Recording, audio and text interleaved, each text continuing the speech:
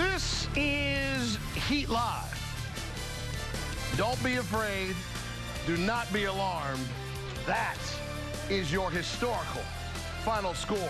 115-78. Your Miami Heat locked the series with the Bulls at 1. The largest margin of victory in postseason franchise history for the Miami Heat.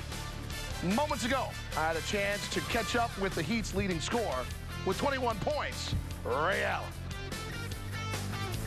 First of all, there are a lot of interesting notes you all made before coming into this game. The one that caught my eye and my ear was you guys were not going to worry about X and O's so much, more about determination and desire.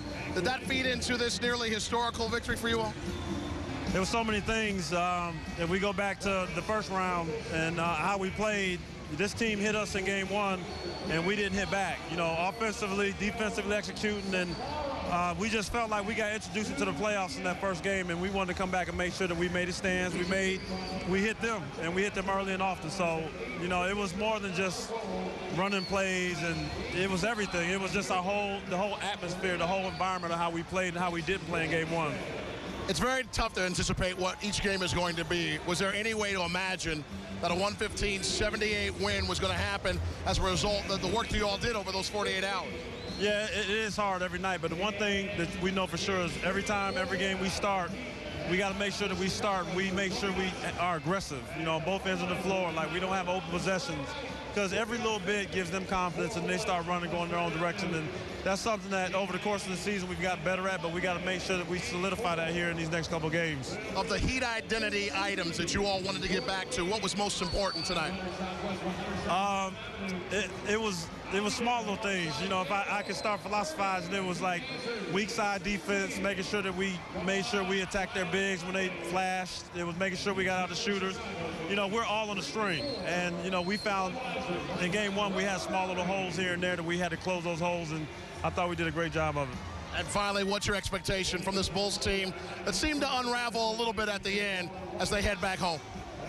They're going to be the same aggressive team, aggressive-natured team they've been all year, and we got to make sure that we continually hit when we go up there in Chicago, because it's not going to be easy in their building. We got to make sure that we come and we just have resolution.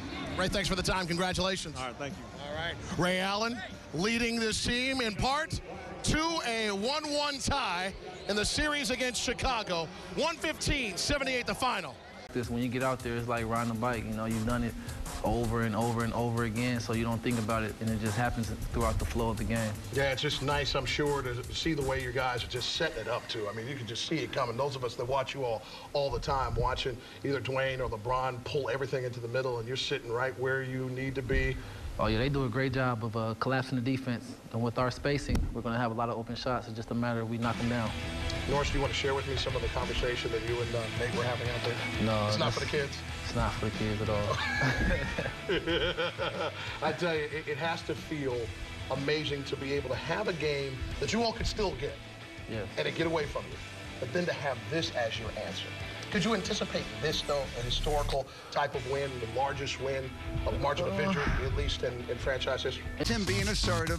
The other night he felt he had to go with the flow of the game. Then he had the 15 in the fourth quarter. Tonight he was attacking right off the gun. The Heat were looking for him on those lobs. He was getting to the rim. He was beating his man off the dribble. He was posting his man up. Tonight, I think Butler saw that it's almost impossible to guard LeBron James when he really puts his mind to scoring. And how about that pass right there? The best skill that LeBron has is passing the basketball, and his teammates just love playing with him for that. And you look at the numbers for LeBron James. 19 points. He only took 12 shots. 9 assists, 5 rebounds, 3 steals. To get it done on the break quite a bit. 20-2 advantage for the game, and it started right away with the way they were rebounding, the way they were defending, and then getting out a real extreme effort of getting out and running the floor and spacing extremely well. Look at how well LeBron comes right down the middle here and finishes with the left hand. All the ball handlers were kicking it ahead. Their heads were up, and the guys were running the lane so well. The Bulls were always back on their heels, never had an opportunity to recover and really set their defense. And I think that's going to be a continued trend really throughout this series, particularly in Chicago, where this team plays with even more physicality. This is a nice little way to finish it all up right there. That's how you get out on the break and make some things happen. As we take a look at the final stats, 60% shooting in an NBA playoff game, and then look at those fast break points, 20-2, John, my goodness. Offense going, and then he was able to share the basketball with the rest of his teammates. But look at the way the ball moves from side to side. It's hard for the defense to stay in front. They were skating around, and the spacing was so good beyond the arc that they were getting wide open shots. Bulls were running out at him, and then they were able to throw it inside. So they really had the Bulls guessing. Look at this give-and-go action here, and then it forces the big to rotate and leaves Bosch open. He got it going in the third quarter because of some of the outstanding interior passing. But this is so hard to defend when the Bulls are really getting spread out, having to go all the way out beyond that three-point line. Better movement, better opportunities for better shots. That's why they hit 42 of their 7. Really throughout the season. But they took it, I thought, too far, and it really got them in trouble where they really lost their composure.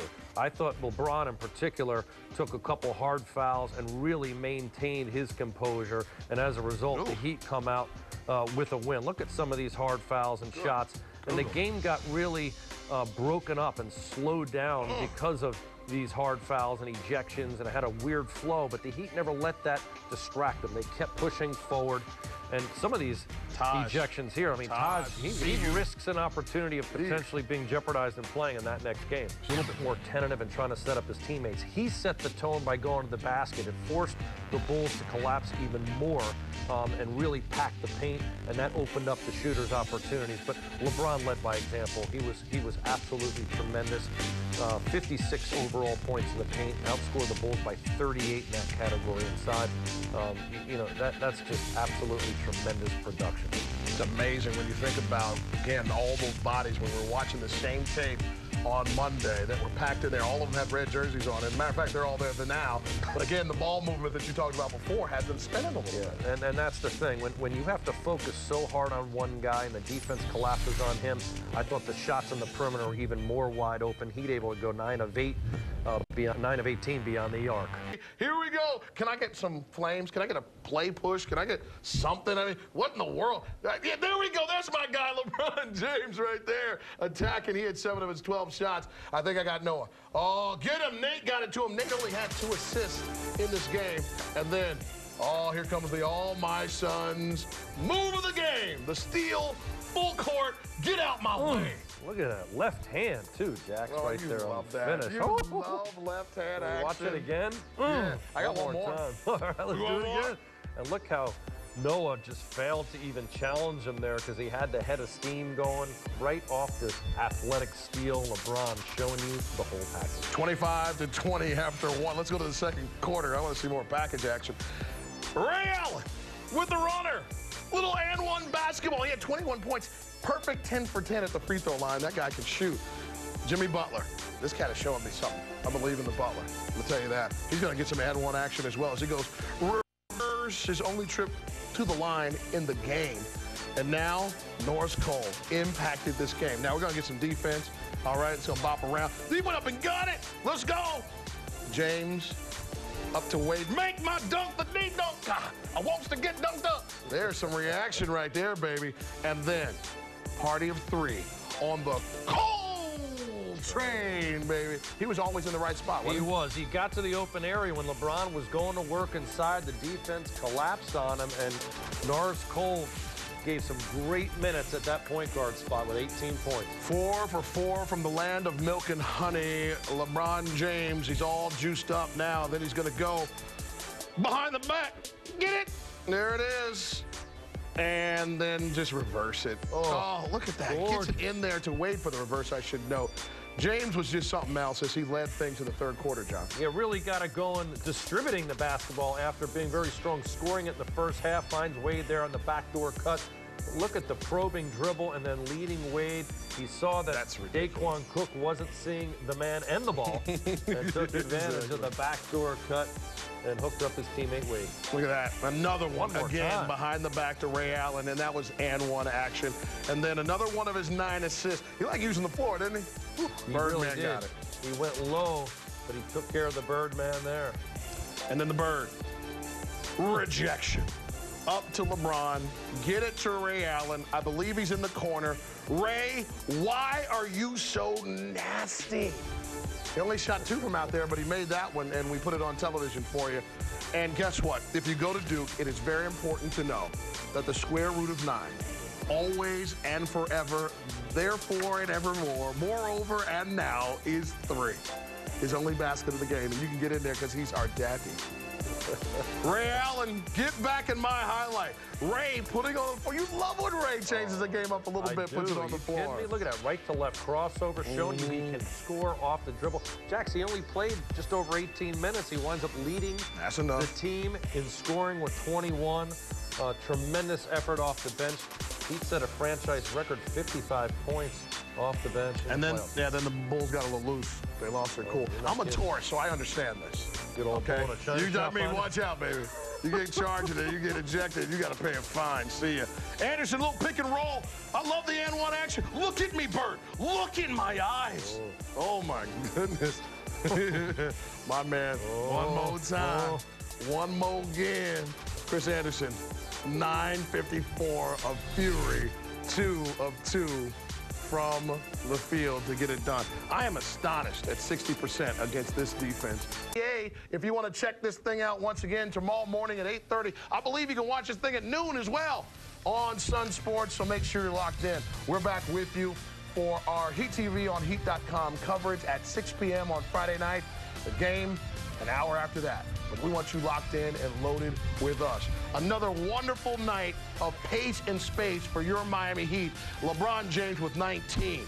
Chris Bosh with 13. Dwayne Wade with 15 points. Chalmers with 11. Ray Allen leading all scorers with 21 points. And how about Norris Cole? 18 points. But it all shifts back to Chicago, where there will be comfort, analysis, and assessment. And the Bulls will be charging out. This has been a presentation of Sunsports, your home for Miami Heat basketball. For Kristen Hewitt, John Crotty, Eric Reed, Tony Fiorentino, and our entire Sunsports team, I'm Jason Jackson. Good night, South Florida.